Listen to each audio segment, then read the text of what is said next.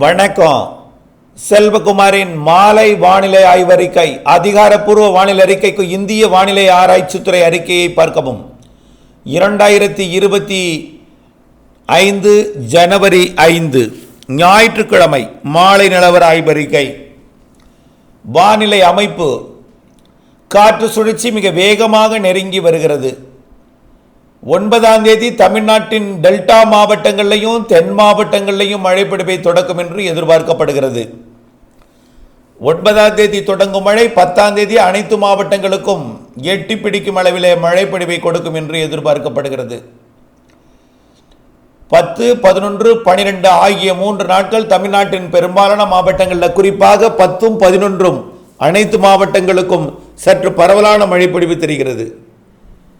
ஆனால் கர்நாடக எல்லையோர கேரள எல்லையோரத்தில், அதாவது நீலகிரி கிருஷ்ணகிரி இந்த 2 மாவட்டத்திற்கும் லேசான மிதமான மழைப்பொழிவை கொடுக்கும் அளவில் எட்டி பிடிக்கும். அதிலிருந்து தெற்கே தென்கிழக்கே வர வர மழை பொழிவின் அளவு கூடும். 9ஆம் தேதி வியாழக்கிழமை தொடங்கும் மழை 10ஆம் தேதி வெள்ளிக்கிழமை மற்றும் 11ஆம் தேதி சனிக்கிழமை நல்லதொரு மழைப்பொழிவை அடுத்த வாரம் கொடுக்க இருக்கிறது. ஞாயிற்றுக்கிழமையும் அதாவது 12ஆம் தேதியும் மழை தொடரும். இதில் 10, 11 வெள்ளி சனி 2 நாளும் நல்லதொரு மழைப்பொழிவு அனைத்து மாவட்டங்களுக்கும் கிடைக்கும். 9ஆம் தேதிக்குள் அறுவடையை முடிக்க, அதாவது முதிர்ந்த நெல் தானியங்களை மட்டும் 9ஆம் தேதிக்குள் முடித்து விடுமாறு கேட்டுக்கொள்கிறேன். 8ஆம் தேதிக்குள்ள 9ஆம் தேதியே அதிகாலையே டெல்டாவிற்கு மழை வரலாம், காலை வரலாம். கொஞ்சம் வெயில் வந்ததுக்கு அப்புறம் ஒரு 10:30, 11 மணி கூட 9ஆம் தேதி வரலாம். 9ஆம் தேதி என்று இன்றைக்கு அறிவிக்கவில்லை. 3 அடுத்தடுத்த நிகழ்வுகளை ஷெட்யூல் அறிவிக்கும் பொழுதே 30, 31ஆம் தேதி ஷெட்யூல், அடுத்தது 9, 10, 11, 12 என்று அறிவித்துக்கொண்டே இருக்கிறோம். அதில் எந்த மாற்றமும் இல்லை. ஆனால் விவசாயிகள் அந்த வானிலை அறிக்கை அன்று கேட்டது ஞாபகம் இருக்கிறதோ என்னமோ தெரியவில்லை. இன்று வரைக்கும் விவசாயிகள் வானிலை அறிக்கையை பெரிதாக கேட்கவில்லை, பார்க்கவில்லை. அறுவடை வைத்திருக்கக்கூடிய விவசாயிகள் முதிர்ந்த நெல் தானியங்களை 8ஆம் தேதிக்குள் நீங்கள் அறுவடை செய்துவிட்டால் மிகச் சிறப்பாக அமையும். 9ஆம் தேதி அறுவடை வைத்துக் கொண்டிருந்தால் இடையூறு கொடுக்கும். 10ஆம் தேதி முழுமையான இடையூறு கொடுத்துவிடும். ஆக முதிர்ந்த நெல் தானியங்களை மட்டும் அறுவடை செய்யுங்கள். முதிராத நெல் தானியங்களுக்கு இடைவெளி அறிய அப்டேட்ஸுடன் இணைந்திருக்கணும். அடுத்த இடைவெளி எப்போ பார்த்தீங்கன்னா போகி பண்டிகை அன்னைக்கு கிடைக்குது, 13ஆம் தேதி. 14, 15 பொங்கல் தினத்திற்கும் மாட்டு பொங்கல் தினத்திற்கும் மீண்டும் மழை இருக்கு, அடுத்த காற்று சுழற்சி காரணமாக. ஆக ஒவ்வொரு நிகழ்வும் ஒவ்வொரு நாள் தான் இடைவெளி கொடுக்கும் போல் தெரிகிறது. சில நிகழ்வுகள் 2 நாள் இடைவெளி கொடுக்கலாம். ஆக அந்த இடைவெளியை ஷார்ப்பாக நீங்கள் பார்த்து அதை துல்லியமாக அதை திட்டமிட்ட அறுவடை செய்து வைக்கோல் போன்ற தீவனங்களை மீட்டெடுப்பதற்கு தயாராக இருக்கணும் எப்போதுமே. ஆக 8ஆம் தேதிக்கு பிறகு 9 மழை, 9, 10, 11, 12ஆம் தேதி மழை வாய்ப்பு. 13ஆம் தேதி போகி பண்டிகை அன்றைக்கு ஒரு இடைவெளி இருக்கலாம். 14 பொங்கல் அன்றைக்கும் 15 மாட்டு பொங்கல் அன்றைக்கும் மழை வாய்ப்பு தெரிகிறது. 16ஆம் தேதி மீண்டும் ஒரு இடைவெளி கொடுக்கலாம். 17இலிருந்து அடுத்த நிகழ்வு மழை வாய்ப்பை கொடுக்கும் என்று எதிர்பார்க்கப்படுகிறது. ஒருவேளை 17 தாமதமாக தொடங்கினால் 2 நாள் 16, 17 உங்களுக்கு இடைவெளி கிடைக்க வாய்ப்பு இருக்கிறது. 18ஆம் தேதி மழைப்பொழிவு கண்டிப்பாக தொடங்கும். அது வலிமையான ஒரு நிகழ்வாக நிறைய மழைப்பொழிவை தருவதற்கு ஜாதகம் தெரிகிறது. இப்போ வரக்கூடிய 9ஆம் தேதி நிகழ்வும் அடுத்ததாக 14ஆம் தேதி வரக்கூடிய நிகழ்வும் கூட இலங்கை தொட்டு அப்படியே குமரிக்கடல் போயிடும். ஆனால் 18ஆம் தேதி வரக்கூடிய நிகழ்வு தமிழ்நாடு கடந்து அரபிக்கடல் நோக்கி போக வாய்ப்பு இருக்கிறது. அதாவது செயலிழந்து தான் போகும். இருந்தாலும் மழைப்பொழிவை உள்ளேயும் கொடுக்கும், கடலோரம் பரவலாக நல்ல மழைப்பொழிவை கொடுக்கக்கூடிய ஒரு நிகழ்வாக 18, 19 ஜனவரி 18, 19, 20, 21, 22 தேதிகளில் இருக்கும்னு நாம் திரும்ப இந்த தேதியை எந்த தேதியுமே நாம் மாற்றவில்லை, தொடர்ந்து அறிவித்துக் கொண்டே இருக்கிறோம் நீண்ட காலமாகவே. அதற்கு அடுத்தது குடியரசு தின நாட்களில் இருந்து மழைப்பொழிவு, மாத இறுதி நாட்கள் நிகழ்வு. ஆக அதில் ஒரு 2 நாள் இடைவெளி கிடைக்கும். 23, 24 2 நாள் இடைவெளி கிடைக்கும். 25 கூட கிடைக்கலாம். ஆக அதில் ஒரு 2, 3 2 நாளோ அல்லது 3 நாளோ கிடைக்கலாம்.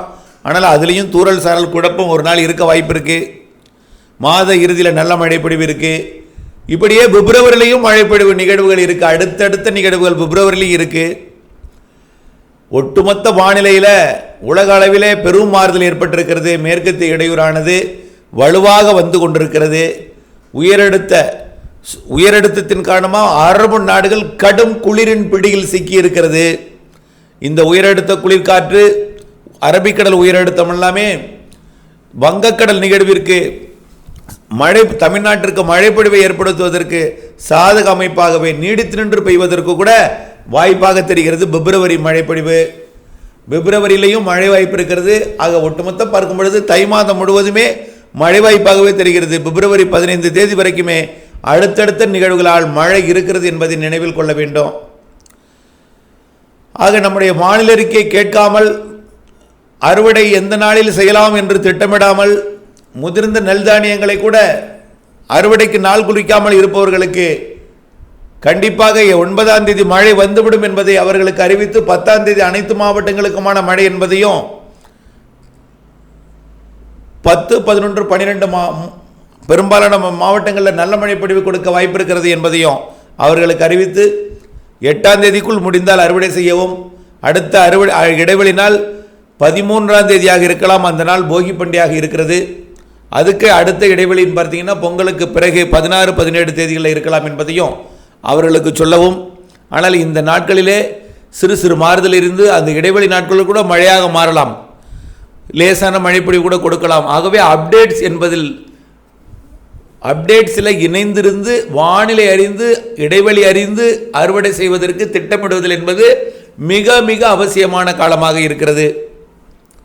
அதே போல் விதைப்பு விவசாயிகள் எதிர்காலத்தில் அடுத்த என்ன விவசாயம் செய்யலாம், பெரும்பாலான ஒட்டுமொத்த தமிழ்நாட்டில் இருக்கக்கூடிய அனைத்து விதமான பணிகளுக்குமே இந்த வானிலை அறிக்கை உகந்ததாக இருக்கும். செங்கல் சூளை, உப்பளப் பணிகள், கோடை விவசாயம் எல்லாற்றுக்குமே கோடையில் இந்த ஆண்டு மழை பொழிவு வலுவாக இருக்கிறது. வெயிலும் இருக்கும், வலுவான நிகழ்வு 2 இருக்கிறது. ஏப்ரல், மேயில், மார்ச்சில் கூட மழை இருக்குது. சராசரிக்கு கூடுதல் மழை இருக்குது. வெயிலும் இருக்கும், குளிரும் இருக்கும், மழையும் இருக்கும், எல்லாமே இருக்கும். வெறும் மழை மட்டுமே இருக்காது. அதுவும் மழை காலம் போல் பெய்து கொண்டவும் இருக்காது. வழக்கத்திற்கு மாறான நிகழ்வுகள் நிறைய மழைப்பொழிவை கொடுப்பதற்கு கோடையில் வாய்ப்பு இருக்கிறது. ஆக கண்டிப்பாக ஏப்ரலில் ஒரு நிகழ்வு, மேயில் ஒரு நிகழ்வு, கண்டிப்பாக 2 நிகழ்வு நல்ல ஒரு மழைப்பொழிவை கொடுக்குன்னு திரும்ப திரும்ப சொல்லிக்கொண்டே இருக்கிறோம். உங்களுக்கு தேவை மழை பொழியும் பொழுது, அதுவும் குறைந்த நேரத்தில் நிறைய மழைப்பொழிவுகள் பொழிய போகிறது கோடையில் எல்லாம், தென்மேற்கு வடகிழக்கு புறமெல்லாம். ஆக அந்த மழையை நீங்கள் சேமித்து தேவைப்படும் பொழுது பயன்படுத்துவதற்கு பண்ணை குட்டைகள் அமைத்திடுங்கள், இயற்கையோடு இணைந்து வாழ்ந்திடுங்கள். ஆகவே எதிர்காலத்தில் நாம் இயற்கையோடு இணைந்து வாழ்ந்தால் மட்டுமே நம் இயற்கையை காப்பாற்ற முடியும் என்பதையும் நீங்கள் தொடர்ந்து உணர்ந்திருங்கள். வானிலை அப்டேட்ஸுடன் இணைந்திருங்கள். இடைவெளி அறிந்து அறுவடை செய்திடுங்கள். வானிலை அறிந்து விவசாயம் செய்திடுங்கள். இணைந்தே இருங்கள். நன்றி.